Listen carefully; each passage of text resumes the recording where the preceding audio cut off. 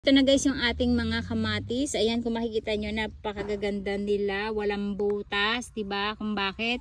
Kasi isa yan sa sikreto ng lola nyo na kailangan laging malinis ang mga sanga ng inyong mga kamatisan para wala kayong maging problema. Ito, may tumutubo tayong bagong sanga dito. So papahabain natin yan at hindi natin tatastasin kasi puputulin na natin yung ating ibabaw. So yung goal natin ay na-reach na natin at ganyan kagaganda yung ating mga kamatis. Ito nga lang ay hindi na pollinate kasi nga yun yung time na malagong masyado yung ating kamatisan.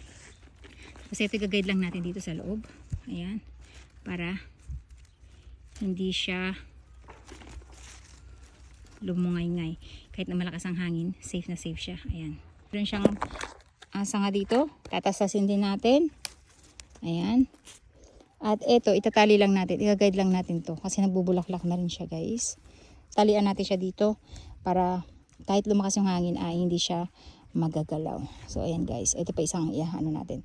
Tapos yung mga dahon natin, babawasan na natin. Ayan.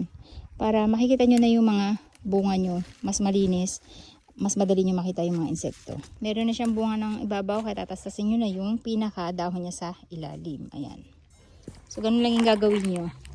Pag may bunga na sa ibabaw, ay tastasin nyo na. Habang lumalaki na yung kanilang bunga, huwag nyo na ang palakihin yung dahon. Napakaganda niya tingnan kapag nakita nyo lahat sila ay nagiging hinog na. Na tayong pahinog na kamatis dito sa ibabaw. So yung ilalim na dahon, tastasin nyo na. Ayan. Para yung kamatis na lang natin ang nakikita natin.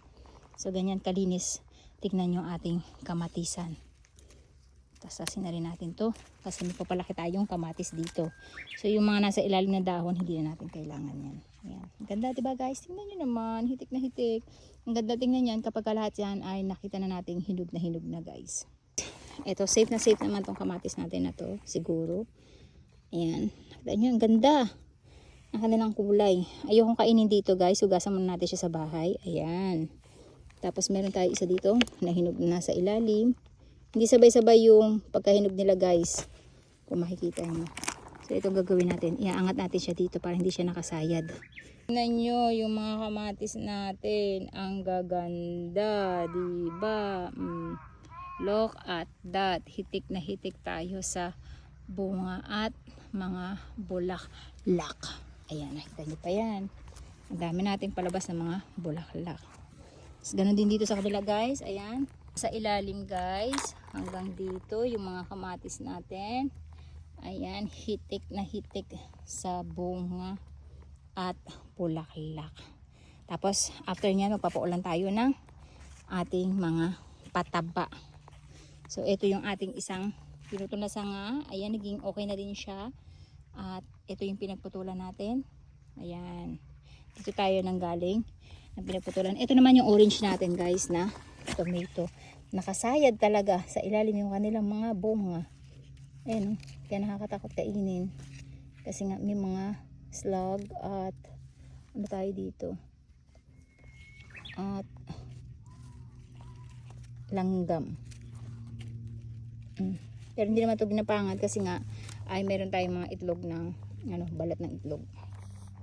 So ayan guys, may nakuha tayong mga kamatis. Ito pala yung nahihinog natin for the meantime. Huwag niyo yung pipitasin yung mga kamatis nyo guys kapag alam yung hilaw pa. Kung orange yung pagkakabili nyo sa kanya, orange tomato, huwag niyo siya pipitasin nang hindi pa siya orange. Kasi dilaw yan kapag hilaw pa. Pag nahinog na siya ay orange. Kapag yung mga yellow naman ay yellow na talaga yun pag hinog na. At ganoon din yung sa red. Para makain nyo siya ng matamis. Kasi nga sa Pilipinas, di ba, pinipita sa atin ng hilaw pa para daw hindi balamaw pag dinala sa palengke. Kaya hindi masarap ang kamatis natin kasi matabang. Dahil hindi hinihintay na mahinog. So ayan guys, may pumapak na naman tayo at panglagay sa salad.